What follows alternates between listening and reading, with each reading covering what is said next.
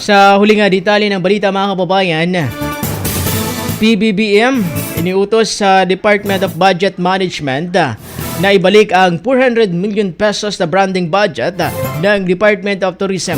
Para sa detalye ng balita, nasa linya, Mega Patrol number 15, muling nagbabalik Jay Ligaspi Alparo.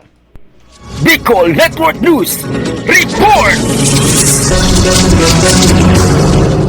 Inutusan ni Pangulong Ferdinand Marcos Jr. ang Department of Budget and Management na ibalik ang 400 million pesos branding budget para sa Department of Tourism. Ayon kay Pangulong Marcos Jr., kinakailangan ang pondo upang mapanatili ang momentum ng mga nagawang tagumpay ng Pilipinas sa international na imahe tulad ng mga kampyon na sina Carlos Yolo at Sofronio Vasquez. Binanggit din ng Pangulo ang kahalagahan ng mga tagumpay ng Pilipino kabilang ang health workers sa panahon ng COVID-19. Sumang-ayon si Tourism Secretary Cristina Frasco na nagsabing ang kakulangan ng pondo ay magdudulot ng mga pagsubok sa mga kampanya at global promotions ng tourism ng Pilipinas. Ayon kay Frasco, naka-generate ang bansa ng 760 billion pesos mula sa international visitors noong 2024 at tumaas ang haba ng pananatili ng mga foreign tourists sa bansa. Hiniling ng DOT na ibalik ang 400 million pesos na pondo upang magpatuloy ang mga kampanyang ito. Ang pondo ay mula sa contingency fund ng Office of the President. Para sa Bicol Network News, Mega Patrol number 15, Jay Ligas Palfaro, tatak tunay na serbisyo.